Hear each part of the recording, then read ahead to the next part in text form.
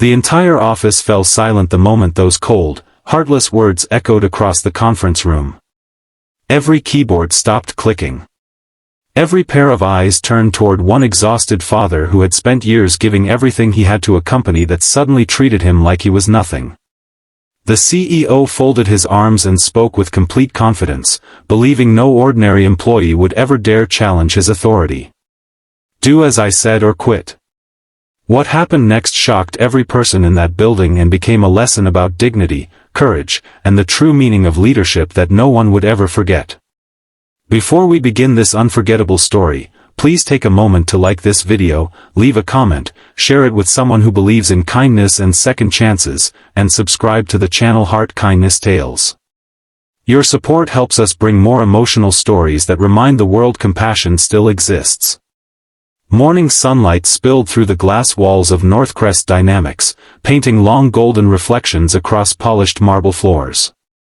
Employees hurried from one meeting to another, carrying laptops, coffee cups, and worries hidden behind polite smiles. Among them walked Ronan Mercer, a quiet systems analyst whose life looked ordinary from the outside but felt like a mountain he climbed every single day. Ronan was 38 years old and had been raising his 8-year-old daughter, Maeve, alone since losing his wife to a sudden illness 5 years earlier. Since that heartbreaking day, every sunrise had become another promise to keep. He learned how to braid hair after watching countless online tutorials. He packed school lunches before dawn, attended parent meetings whenever possible, and never missed reading bedtime stories, even if it meant sleeping only a few hours before returning to work. Every morning began long before the city woke. He quietly prepared breakfast while Maeve still slept with her favorite stuffed rabbit tucked beneath her arm. He ironed her school uniform, packed her backpack, and left little handwritten notes inside her lunchbox that simply said, "Dad believes in you," or, "Keep smiling today." Those tiny notes became treasures Maeve kept in a small decorated box beside her bed. After dropping her at school, Ronan raced across town to reach the office before 8. He rarely arrived late. His reports were flawless, his ideas saved the company thousands of dollars each year, and whenever a crisis appeared, people quietly searched for Ronan because they trusted him more than anyone else. Yet promotions somehow found other people. Recognition belonged to louder voices. Ronan simply continued doing the work because responsibility mattered more to him than applause. The company had recently welcomed a new CEO named Victor Halden. Brilliant with numbers but painfully lacking empathy, Victor believed employees should leave their personal lives outside the office. To him, emotions were weaknesses, families were distractions, and compassion slowed productivity. Within months, overtime became mandatory, vacation requests were rejected, and impossible deadlines became the new normal. Many workers whispered complaints in break rooms but remained silent whenever Victor walked by. Jobs were difficult to replace, and mortgages, tuition, and medical bills left people afraid to challenge authority. One rainy Tuesday afternoon, Ronan received a phone call from Maeve's school. She had developed a high fever and needed to be picked up immediately. His heart tightened as every parent's would. He politely approached his manager, explained the emergency, and requested permission to leave early after already completing every assignment scheduled for that day.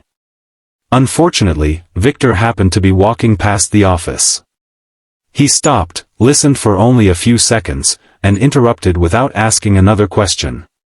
His expression remained cold, almost annoyed that someone else's child had inconvenienced his schedule. The entire department watched in uncomfortable silence as Victor reminded everyone that deadlines mattered more than excuses. He insisted that anyone unwilling to follow orders should reconsider working there. Then came the sentence that would change everything. "Do as I said or quit." The words landed like stones in the room. Nobody expected Ronan to respond. For years he had been the calm one. The dependable one. The man who quietly endured every unfair decision because he believed hard work eventually spoke louder than complaints. Instead of arguing, shouting, or defending himself, Ronan slowly nodded. His face showed neither anger nor fear. He walked back to his desk. Employees exchanged nervous glances, assuming he had surrendered.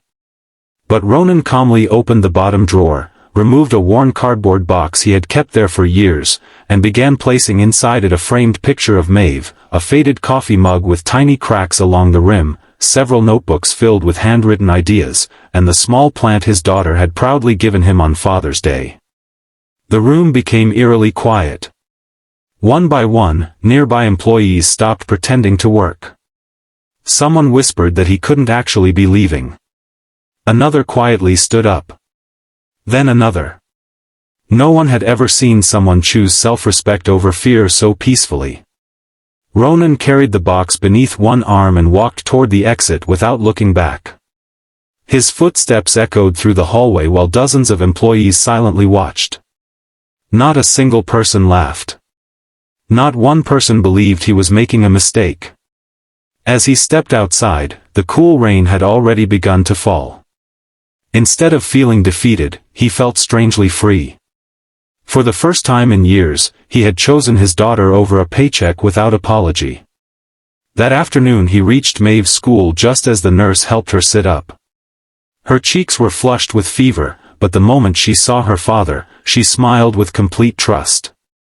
She never asked why he had arrived so early.